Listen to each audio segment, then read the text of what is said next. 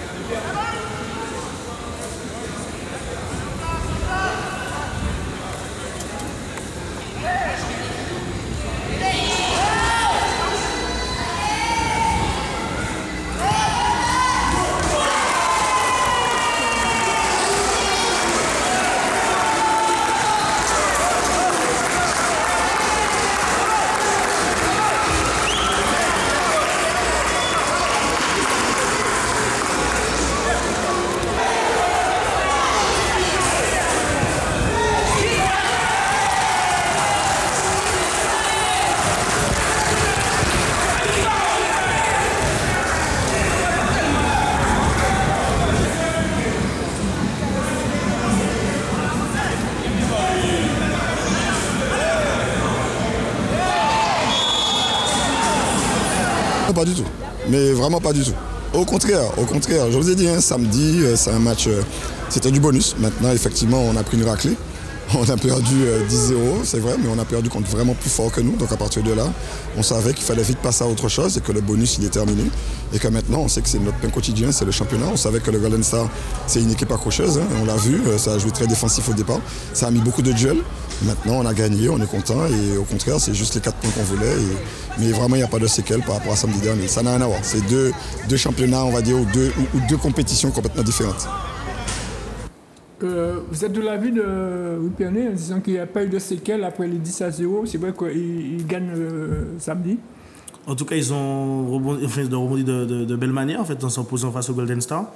Ça reste une compétition délicate et puis un constat assez difficile parce qu'il y a quand même 4 divisions d'écart entre Amiens et notre football, notre élite martiniquaise. Donc oui, je pense qu'ils ont bien rebondi en fait. Voilà. On poursuit avec le reste des résultats, Philippe. Donc on va commencer par le groupe A où l'US Diamantinoise a battu le CO Trainel de buts à 1. Le Golden Star battu par les Glons comme nous l'avons vu de buts à 1. Le club Péléen qui battu par le CSKA Sfidote 4 buts à 3. Et le Good Luck qui s'est fait laminer par le Golden Lion 9 buts à 2. Bon, il y a des cartons chez nous aussi. Donc au classement, Le Golden Lion seul en tête avec 32 points, devant le CS4 Philote 26 points, 3e les Diamantinas 25 points, 4e l'Aiglon du Lamentin 23 points, 5e le Club Péléen 18 points, 6e le Golden Star 13 points en compagnie du Good Luck et 8e le CO Trednel avec 10 points. Gilles Précard, un commentaire sur ce groupe, le CO Trednel qui n'arrive toujours pas à gagner. Vous dominez pratiquement votre rencontre et puis vous ne gagnez pas à la dernière minute. Oui, je pense qu'il y a un constat particulier, ça reste difficile. Hein. C'est le récent quand même vainqueur de la Coupe de Martinique, donc ça reste un championnat difficile pour eux. Je sais qu'administrativement, il y a eu aussi des soucis par rapport aux recrues, donc niveau réglementation, c'est pas forcément facile pour eux. Maintenant, oui, il y a des périodes comme ça, je pense que c'est, on va dire, c'est le foot en fait qui est aussi des fois, parfois cruel. Donc oui, ils sont dans une passe assez difficile, donc pour relever la tête, des fois, c'est pas forcément simple. Vous suivez le football également, Ivan? Oui, moi ça m'arrive de suivre un peu le football, mais j'avoue que je suis surtout concentré moi sur le futsal, parce que c'est surtout la discipline, on va dire, aujourd'hui qui me permet de passer des moments de vie, on va dire, assez mouvementés par moment, puisque c'est vrai que la semaine dernière, on n'a pas eu l'occasion de revenir sur les différentes rencontres, mais à l'instar du football, aujourd'hui, le futsal est quand même une compétition qui est de plus en plus regardée avec pas mal d'événements. On passe au groupe 2. Donc, alors, le groupe B, le club franciscain a battu la Sauce 3-2.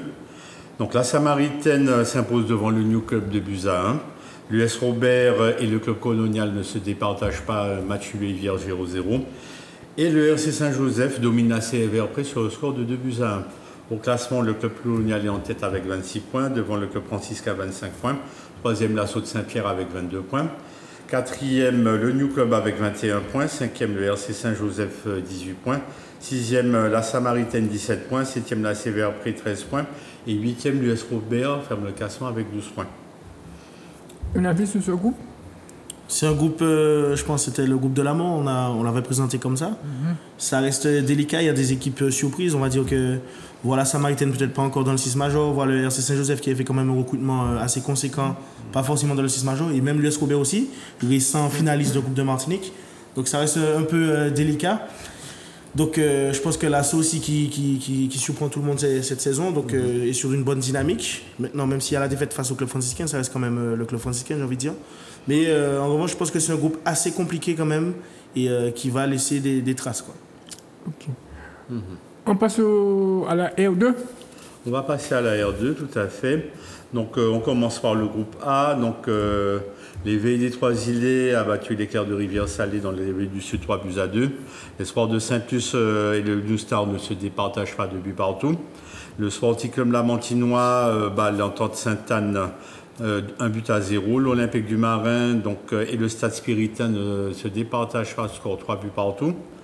Donc le RC Rivière Pilote bat le CS Vauclinois 2-1 et l'ASC Hirondelle et la JGC Calvitus font match nul 1 but partout. Ce qui donne au classement, donc en tête le CS Vauclinois avec 28 points en compagnie du Stade Spiritain et de l'Olympique du Marin, donc tête du classement très très resserré. Donc quatrième l'Éclair de Rivière-Salée avec 25 points en compagnie de l'Éveil des Trois-Îlets. Sixième le RC Rivière Pilote 24 points. Septième le Sporting Club Lamantinois 20 points. Huitième, l'Entente Sainte-Anne avec 16 points. Neuvième, l'Hirondelle avec 15 points. Donc, dixième, l'Espoir de Saint-Luce avec 15 points. Onzième, le New Star avec 14 points. Et douzième, la JS Eucalyptus avec 12 points. On a envie de dire que quand même, il y a de très très grands noms du football. Donc, dans le groupe A, du championnat de R2, on entendrait presque le championnat de R1 d'il y a quelques années.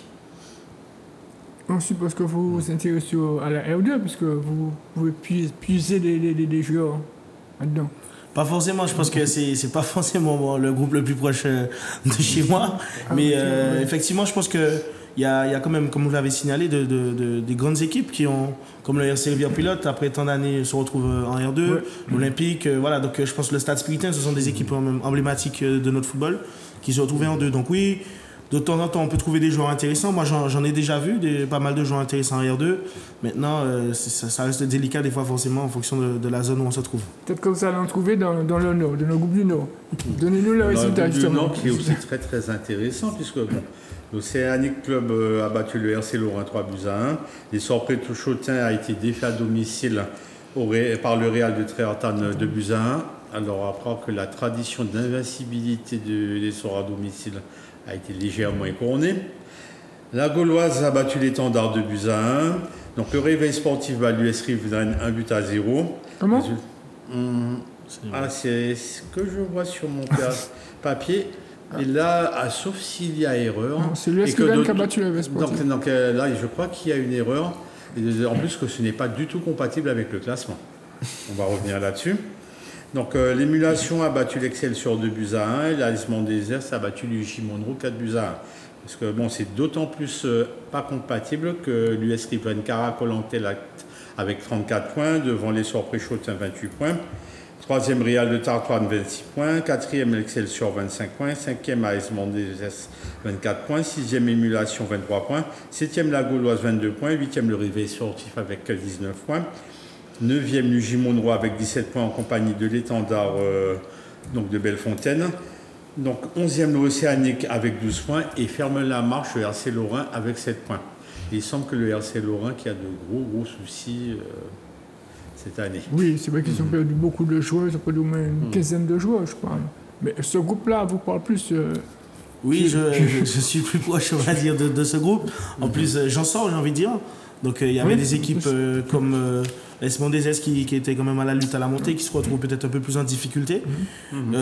J'ai mon voisin du Prêcheur aussi qui a quand même toujours eu de bons jeunes, donc qui tient quand même la route au niveau du classement. Et puis l'US Riven qui n'a perdu aucun joueur, je pense qui tient son rang de favori. Et qui n'a pas encore perdu de match non plus. Tout à fait. Il n'a pas encore perdu de match et là, à notre ami Préchotin, on ne la lui fait pas à l'envers.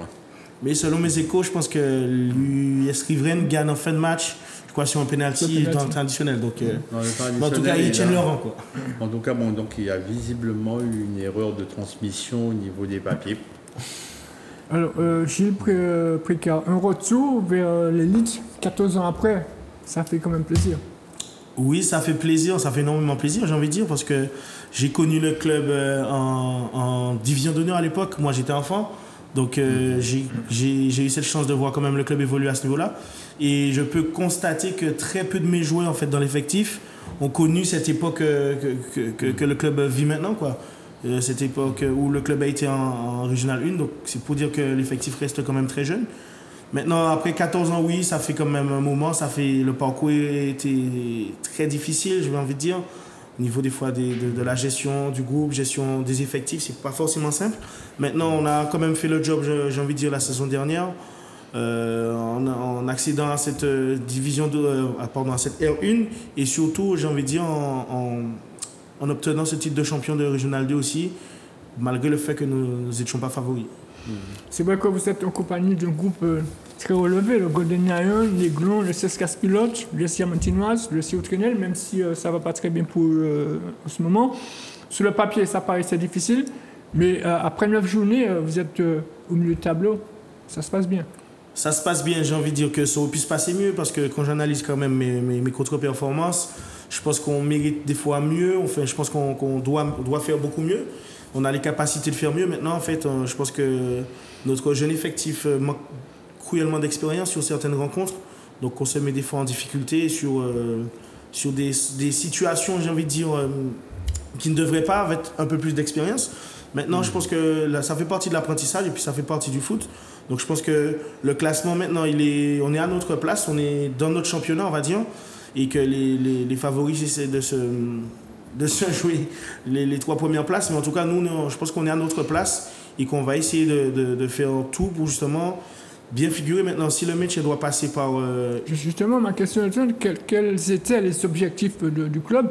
Est-ce que ça a changé entre-temps? Non, pas du tout. L'objectif reste le maintien. Je maintiens justement mes propos. C'est vraiment le maintien, parce qu'après 14 ans, je pense que le but, c'est pas de faire l'ascenseur, parce que niveau...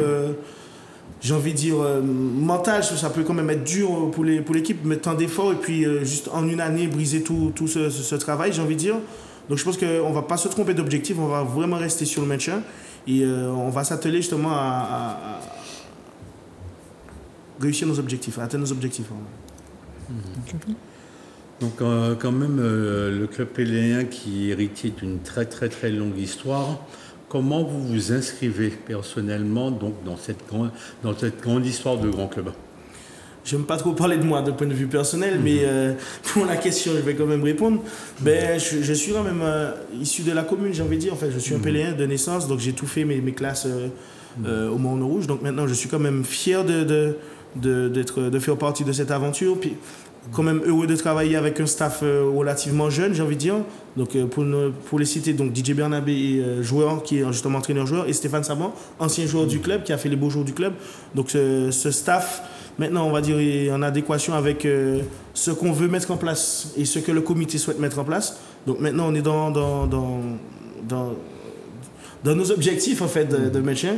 Et par contre, comme j'ai dit, la particularité maintenant, c'est que nous avons vraiment envie de redonner, entre guillemets, les lettres de noblesse que nous avons eues par le passé, puisque sur le plan historique, j'ai envie de dire que le club péléen a quand même fait une finale Coupe de France, donc a gagné quand même la Coupe de France en Martinique, avait joué contre la Nancy, donc je n'ai pas la prétention pour dire que j'ai l'effectif pour y arriver à faire ce même travail-là, mais en tout cas, je pense que le club a figuré quand même dans l'histoire du football martiniquais avec des grands joueurs comme Jean-Pierre Pilotin. Donc il y a quand même eu des joueurs sélectionnés, je pense, en équipe de Martinique. Mais maintenant, on va quand même rester sur notre petit travail, en fait, j'ai envie de dire, de maintien. Et surtout, faire progresser les jeunes, parce que c'est vraiment pas forcément quelque chose de facile. Vous savez, nous sommes au Mont-Rouge, commune rurale, donc quand même 5000 habitants. Donc on va lutter avec nos moyens, des conditions d'entraînement relativement difficiles, pour ne pas dire très très difficiles. C'est joué aussi avec le temps. Donc des fois, les entraînements sont plus ou moins écoutés, voire des fois annulés. Donc ça reste assez difficile pour pouvoir justement garder cette dynamique, j'ai envie de dire, au niveau des entraînements. Pour rester avec nous, on va en semi-marathon, puisque ce week-end c'était le semi-marathon de Fort-de-France. On va voir comment ça se passe. Comment cela s'est passé.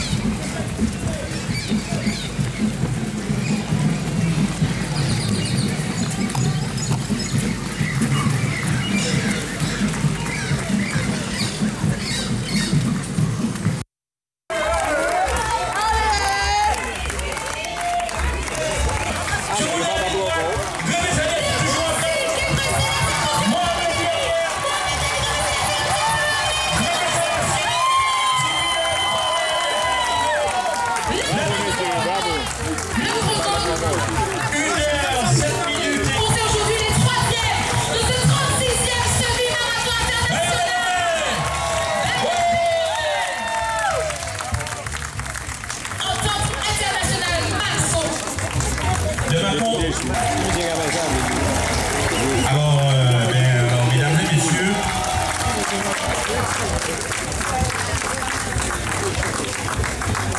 le représentant de l'ARS, représentant de l'ARS, Madame L'Aigle, qui vous a fait les étirements, elle représente l'ARS maintenant, qui va le remettre à Yasmina son bon de 50 € à Sport 2000.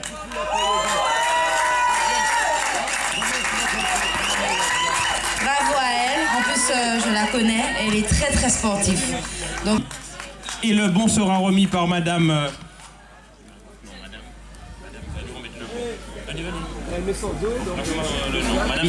Madame Chevron. Voilà. Le petit mot de Madame Hannibal Elvire. Chapeau bas, jeune homme. Vous êtes toujours beau, frais, c'est que vous pouvez courir encore. Ah oui. Les félicitations de la ville. C'est par l'ARS présent le bon par Madame Stéphanie Vanessa Lègle.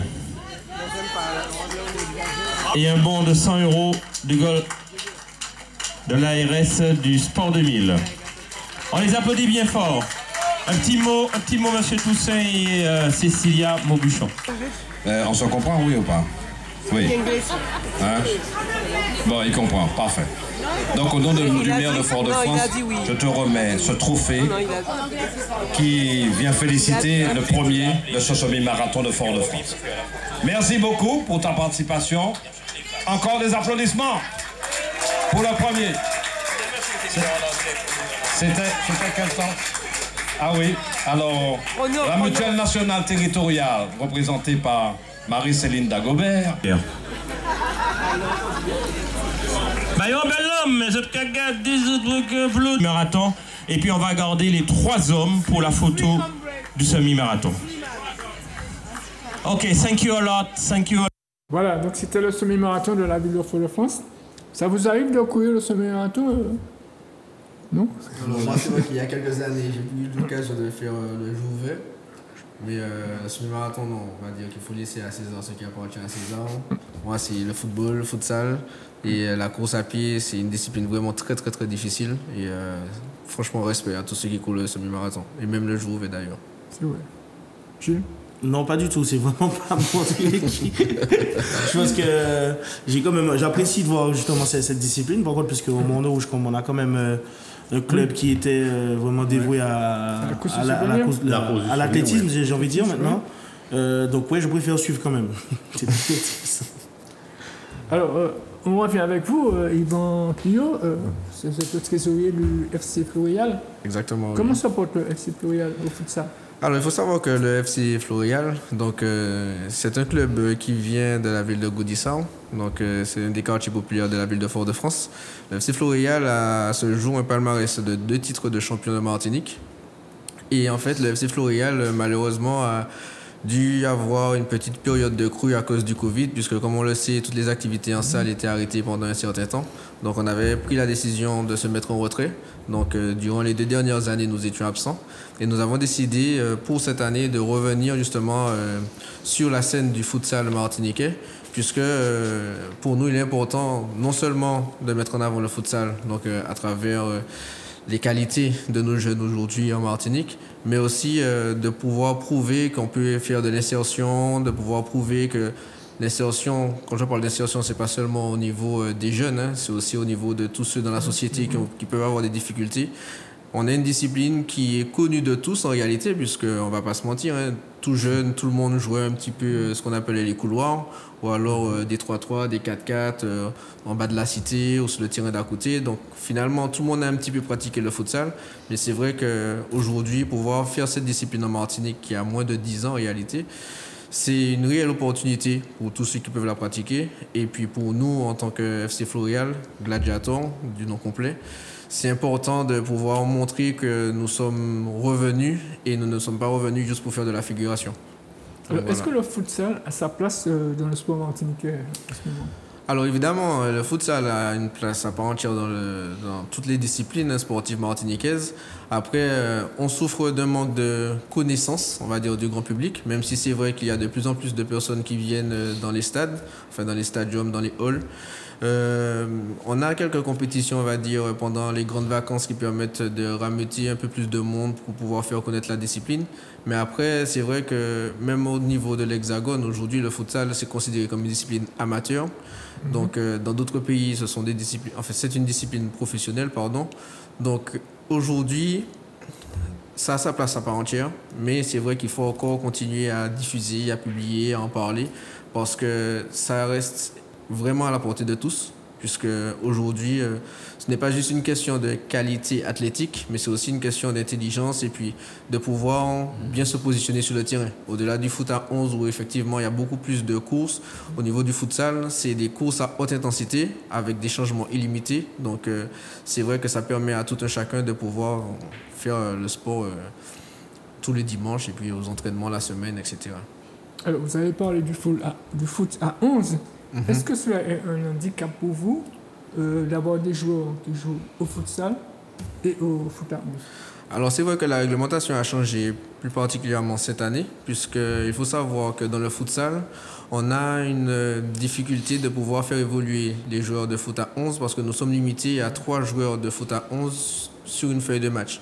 Alors quand je dis 3 joueurs de foot à 11, c'est-à-dire que les joueurs ont une double licence, donc ils ont une licence de joueurs de foot à 11 dans le club qu'ils veulent, mais ils peuvent aussi jouer au futsal. Sauf que même si dans un effectif complet, on peut avoir 10-15 joueurs qui ont une double licence, sur la feuille de match, nous sommes limités à 3 joueurs.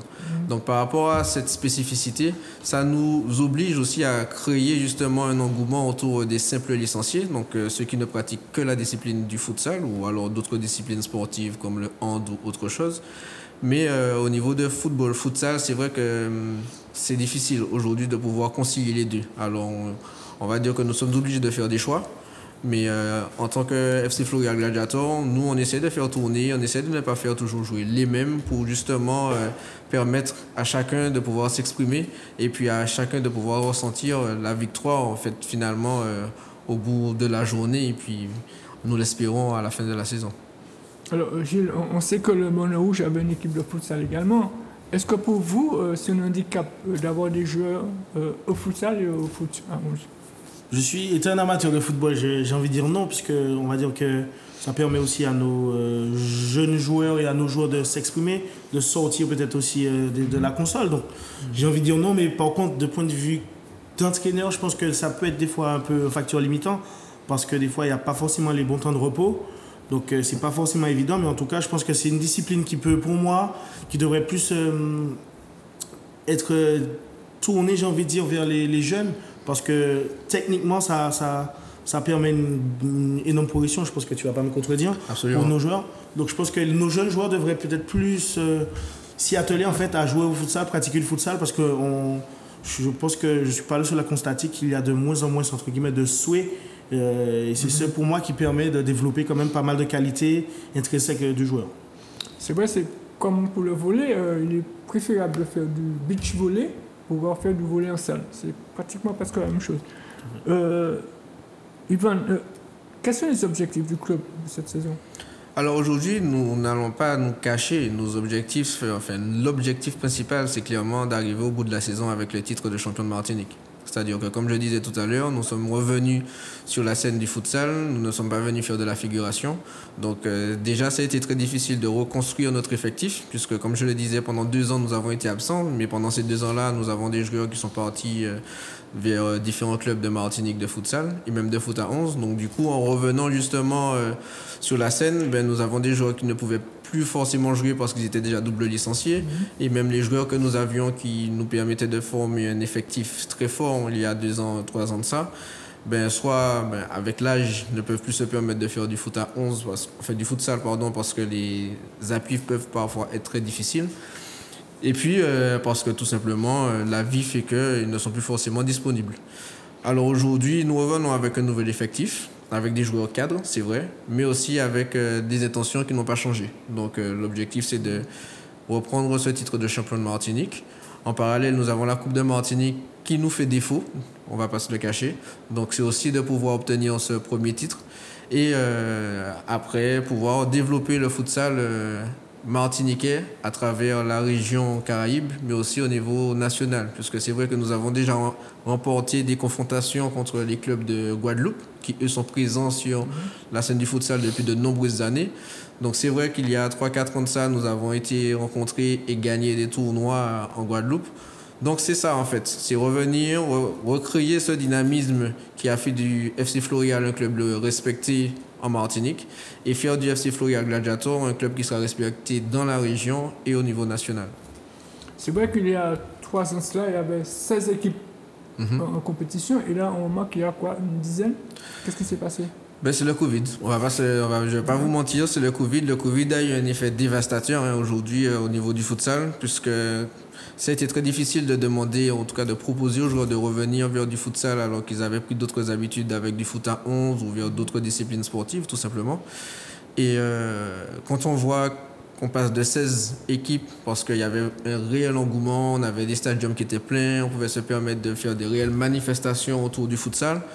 Aujourd'hui, il faut relancer la machine. Il faut relancer la machine et pour ça, on n'a pas uniquement besoin des clubs de futsal, mais on a aussi besoin de la ligue, on a aussi besoin de partenaires, on a aussi besoin de tout ce qui pourrait nous apporter un plus en réalité dans cette discipline-là. Là, je ne parle pas uniquement que pour le FC Floréal Gladiator, mais je pense que je parle pour de nombreuses équipes, puisque certaines sont structurées, c'est vrai, on ne va pas se cacher, mais d'autres ont beaucoup de difficultés. Et pour avoir un championnat relevé, on ne va pas faire un championnat à 3 ou 4 équipes.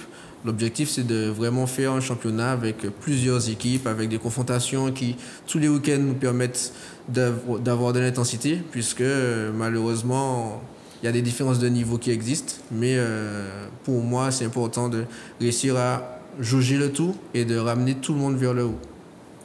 C'est vrai qu'avant, au futsal, il y avait beaucoup de violence. C'était très très dur, notamment vers les arbitres. Ça s'est calmé quelque peu, mais on a l'impression que ça revient. Ça ne revient pas. Alors, pour être tout à fait honnête avec vous, moi je suis un joueur aussi du FC Floréal Gladiator. Donc c'est vrai que je suis membre du staff puisque je suis trésorier, mais j'accompagne aussi les joueurs sur chaque rencontre. Donc je suis sur le banc, donc je vis les matchs réellement. Et je ne vais pas vous cacher que la violence, elle existe dans la société d'une façon générale. Ça, j'ai pas de problème avec ça. Enfin, si c'est un problème. Mais il ne faut pas cataloguer la violence avec, en tout cas, mélanger les deux. Pourquoi je dis ça? Parce qu'en fait, quand je dis qu'il y avait beaucoup d'engouement il y a 3-4 ans, c'est parce que plus on a de monde, plus on a de risques d'avoir de l'insécurité, de la violence et tout ce qui s'ensuit. Maintenant, aujourd'hui, c'est vrai que la violence ne fait pas partie de notre discipline pour la simple et bonne raison que tous les joueurs se connaissent quasiment.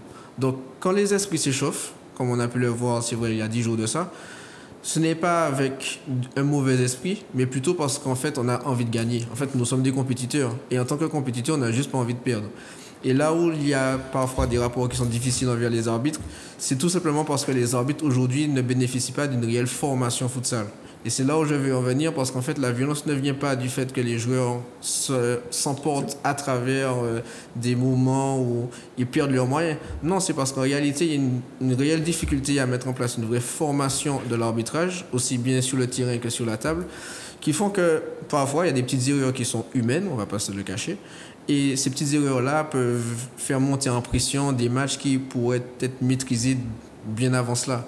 Et finalement, les joueurs s'emportent entre eux. Et puis, comme on peut le voir, après, ils s'emportent envers les arbitres ou envers d'autres membres des différents staffs.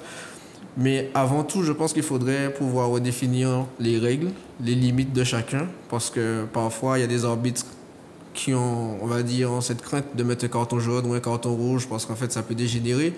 Mais c'est pas parce qu'ils ont cette crainte-là qu'il ne faut pas qu'ils le fassent. C'est-à-dire que derrière, les arbitres aussi doivent être protégés. Et protégés par qui? Par la Ligue. C'est pas les clubs qui doivent protéger les arbitres. C'est-à-dire que chaque club se doit d'amener des arbitres. Mais au-delà de ça, il faut que la Ligue et toutes les instances mettent les moyens pour que la discipline puisse être encadrée. Donc je suis contre le fait qu'on puisse dire que les jeunes, ou en tout cas que les joueurs de futsal s'emportent et font preuve de violence.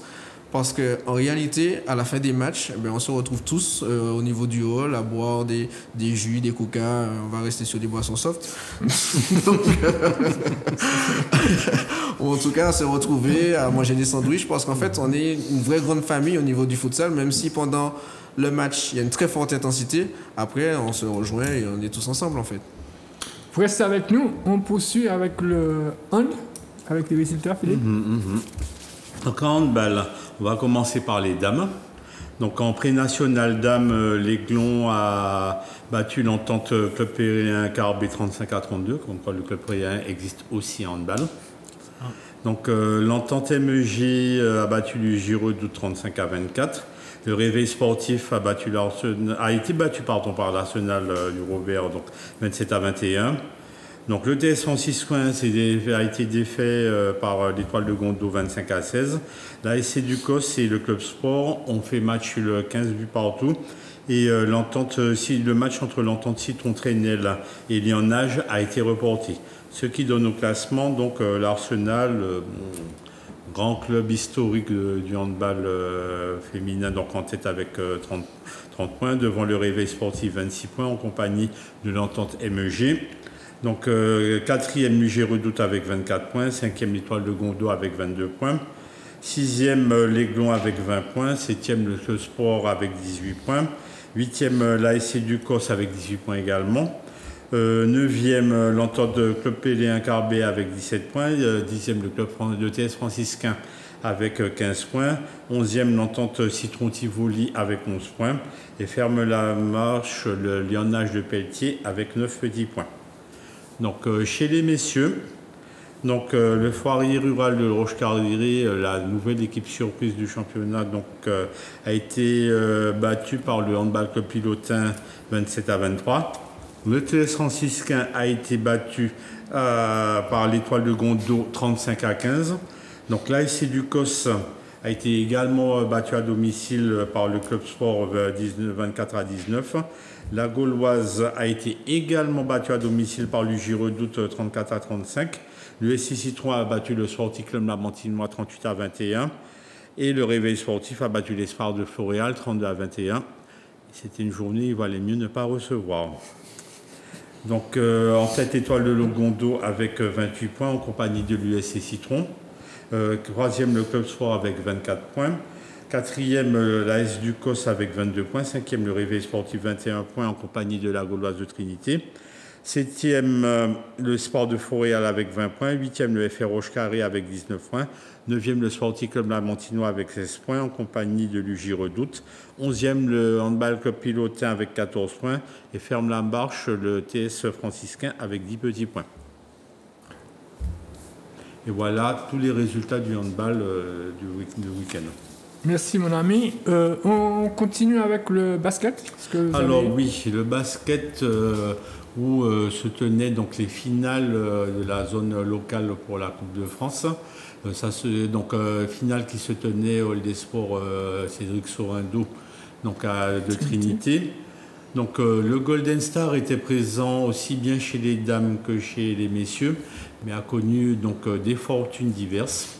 Donc si les dames se sont imposées assez logiquement sur le score de 60-46 contre une très vaillante équipe de l'Aigle Noir du Gros Morne, donc une équipe qui forme beaucoup de jeunes, qui a de très très bonnes équipes de jeunes, mais qui n'avait pas réussi jusqu'à présent à monter une équipe senior, et qui cette année arrive à quand même monter une équipe senior féminine qui tient la route tant en coupe qu'en championnat. Mais le Golden Star, fort de son expérience, s'est imposé sur le score de 60-46. Chez les messieurs, par contre, deuxième finale où était présent le Golden Star contre un adversaire historique qui est l'USAC de Floréal. Qui pendant des années, il y a quelques années, le classico du basket martiniquais était le match justement entre le Golden Star et l'USAC. Et pour son retour au plus haut niveau, l'USAC de Floréal s'est imposé de 2 petits points avec un final vraiment au couteau que nous voyons ici à l'écran.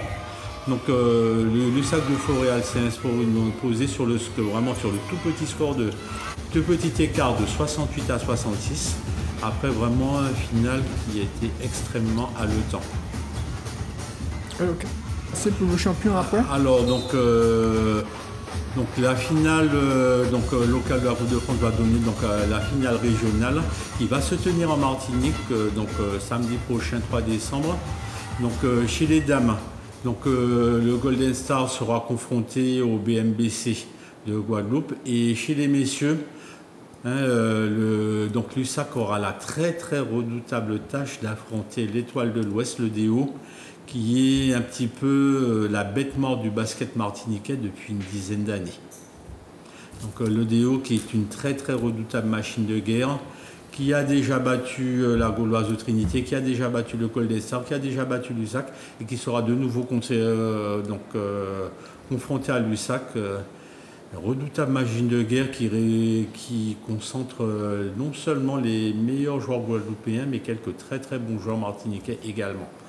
Donc tout ça se passera ce samedi au Old Sport de Rivière-Salée. Donc samedi 3 décembre. D'accord, merci beaucoup. Là, nous espérons bien pouvoir donner des images. Alors, on revient avec vous, Gilles Précard. Quel bilan vous faites à l'issue de ces 8 premières journées de championnat? J'ai envie de dire un bilan mitigé parce que on a quand même on fait on va dire de belles prestations. On arrive à quand même à tenir le Golden Star, le Golden Lion, pardon. Ensuite, il y a une défaite contre l'Aiglon de Buzyn, sur le même score contre le Golden Lion, pardon. Donc le même score aussi contre l'Aiglon du Lamatin. Donc je pense que sur certaines machines, on arrive à faire de matchs assez intéressants. Par contre, je pense que le bilan il est un peu mitigé parce que j'exige et j'estime qu'on doit faire mieux. Maintenant, en fait, comme je l'ai déjà signalé, mentionné un peu plus tôt dans l'émission, c'est que cette équipe, elle est relativement jeune. On a quand même un effectif de 23 ans de moyenne d'âge, donc avec un staff aussi relativement jeune, on va dire. Mais en termes d'expérience, je pense qu'on a quand même quelques manquement, en fait, on va dire, sur certaines lignes, surtout sur la ligne défensive. Maintenant, comme on a dit, le boulot ne fait que commencer, le travail ne fait que commencer. Donc, on va quand même bien figurer. Donc, cette semaine, on affronte quand même le Golden Lion samedi après-midi. Donc, ça n'est pas de chose facile, surtout après une défaite, pour moi, je dirais imméritée contre le CS Casse-Pilote, mais ça reste une défaite. Donc maintenant, sortir la tête de l'eau face à cette équipe du Golden Lion, ça va pas être une tâche facile, mais on va donner tout pour espérer un résultat positif. Vous avez parlé du Golden Lion. Est-ce que cette équipe est la meilleure du moment? J'ai envie de dire oui, la meilleure du moment, parce que les résultats le montrent. Maintenant, surtout au niveau du championnat, malheureusement, ils se sont inclinés contre l'Aiglon en Coupe de France. Donc j'ai envie de dire que c'est certes l'une des meilleures équipes du football martiniquais, mais pas imbattable. Puisqu'on a bien vu qu'ils se sont inclinés contre l'Aiglon, qui a bien, entre guillemets, piégé cette équipe, j'ai envie de dire, sur le plan de jeu lors de la finale. Oui. Donc c'est pas une équipe imbattable, mais une équipe bien sûr redoutable avec de nombreux joueurs en présence, sélection de Martinique. Est-ce que ce championnat est l'un des plus disputés? Parce qu'on a constaté qu'il y a quand même de très belles rencontres quand même, depuis le début de la saison. J'ai assisté malheureusement pour moi à une très belle rencontre ce week-end, mais je suis quand même perdu. Mais j'ai envie de dire que oui, c'est quand même relativement disputé, parce qu'en fait c'est aussi la dernière année en fait, du championnat, on va dire à deux poules. En fait. On va retourner à une poule unique l'année prochaine, donc la course au maintien sera très difficile. Et en même temps la course au titre sera tout aussi difficile, parce que les règlements entre guillemets changé. Donc les équipes repartiront, on va dire, à zéro point sur la poule haute. Maintenant sur la phase des play-downs, comme on dit, je pense que ça aussi ça va être difficile, parce qu'il y a quand même 5 descentes cette année. Donc ça va être de manière naturelle, on va dire que c'est un championnat qui sera relativement disputé. On va au résultat du futsal. Donc alors en futsal, la relève lamantinoise a battu le Cosmos 4-0. Le FC Floréal a battu la PFM 14-4. Le GIF a battu Casablanca 6-1. Et le Lac 212 a battu l'Éveil de Carabin 5-2. Il y a de très gros scores en futsal. Ah ouais. Donc, alors, au classement, la relève lamantinoise en tête avec 32 points, devant le FC Floréal 27 points. Troisième, FC Cosmos 26 points. Quatrième, Lac 212 avec 23 points. Cinquième, Casablanca avec 17 points. Sixième, La Femme avec 16 points en compagnie du GIF. 8e, l'Éveil de Carabin avec 10 points. 9e, le Power Futsal Mada avec 7 points. Et ferme le classement le FC Saléen avec un seul petit point. Le FC Saléen qui sera à forfait général, d'après ce que j'ai entendu. Alors, Yvan, est-ce que la relève lamantinoise est la meilleure équipe en futsal? Vous voulez vraiment que je réponde à cette question? Bien sûr. Vous allez me dire que c'est peut-être vous. Je n'aurais pas cette prétention-là. Non, soyons sérieux, je n'aurais pas cette prétention-là. Après, c'est vrai que la relève lamantinoise a un bel effectif, puisque pendant les 2 années où nous étions absents, ils ont pu se forger, s'entraîner et puis évoluer. Puisque c'est vrai qu'il y a quelques années de ça, ce sont des équipes que nous rencontrions et que nous avions des confrontations, on va dire, plutôt équilibrées. Aujourd'hui, le FC Floréal Gardaton je ne dirais pas que c'est la meilleure équipe. Non, je ne dirais pas non plus que la Relève-la-Mantinoise est la meilleure équipe, non plus. Je dirais juste que la Relève-la-Mantinoise a su faire un effectif qui leur permet d'avoir de bons résultats. C'est vrai qu'en début de saison, nous avons eu un très mauvais résultat contre eux, mais il ne faut pas oublier que c'était uniquement notre deuxième match après donc 2 ans d'absence. Donc on a eu un premier match nul contre la Femme parce qu'on a eu beaucoup de difficultés à rentrer vraiment dans la compétition.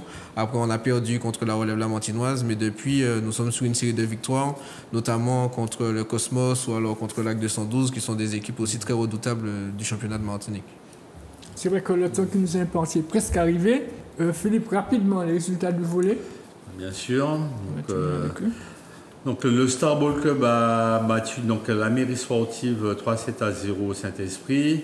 Donc le rayon de Petitance a battu l'Espoir 3-7-1 aux Andarlés. Donc le RCA Lésien a battu le Goût de Cacourigon 3-7-2. Le FF Potidésie a battu l'Empire 3-7-0 à Trinité. Et enfin, l'Aiglon a battu la JS franciscaine 3-7-1 au Saint-Esprit. Donc, ce qui donne au classement. En tête, l'Espoir de Saint-Luc avec 14 points, devant le rayon de Titans, 14 points également. Troisième, le Good Luck avec 13 points. Quatrième, le FEP Monésie avec 12 points. Cinquième, le RCA Lésien avec 10 points. Sixième, le Star Ball Club avec 9 points. Septième, l'Empire avec 8 points. Huitième, l'Aiglon du Lamentin avec 7 points. Neuvième, la mairie sportive avec 3 points. En compagnie du Volleyball Club Pilotin. Et la JS franciscaine ferme le classement avec 0 points. Est-ce que c'est encore un forfait général ou bien...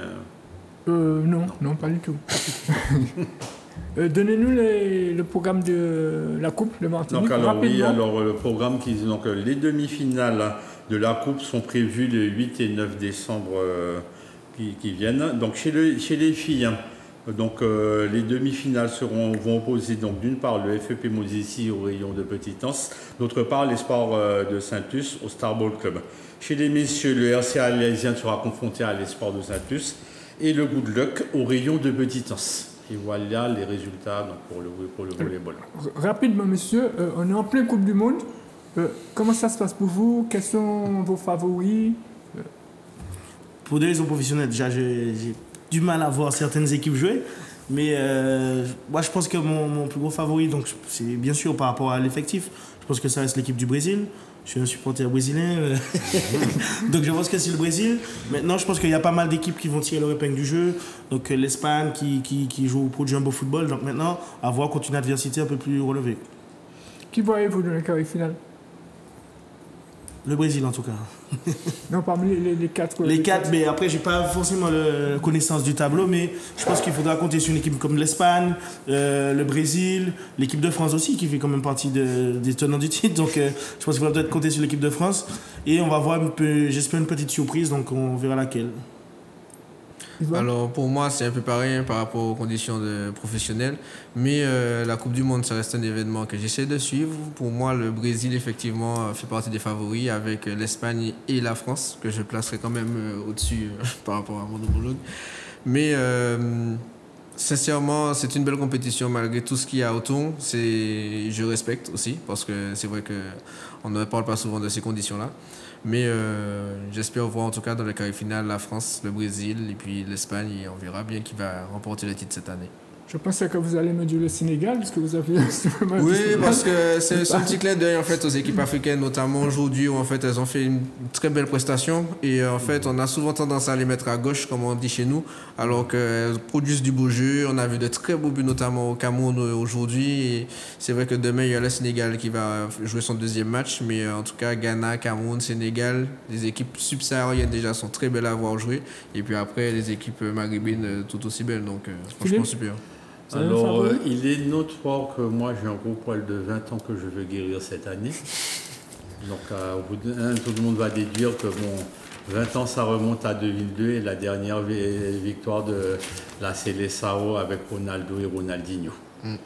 Donc là, la chose est notoire, mais la chose ne sera pas facile. Donc, la France sera difficile à battre. L'Espagne produit énormément de beaux jeux et puis même s'ils ont laissé un petit peu filer le match contre l'Allemagne, ils ont quand même un niveau technique qui est assez énorme. Le Portugal, emmené par Cristiano Ronaldo, sera redoutable. Et comme équipe africaine qu'on n'a pas encore nommée, je vais nommer le Maroc qui a quand même sérieusement malmené la Belgique et qui peut faire un très très gros coup. En tout cas, merci messieurs, merci d'avoir répondu à notre invitation. Merci Philippe. C'est moi qui te remercie à chaque fois, Clément. Merci aussi à Manuela, Grégory et Marvin d'avoir réalisé cette émission pour nous. Bonsoir à nos téléspectateurs. Sportez-vous bien et prenez soin de vous. Merci.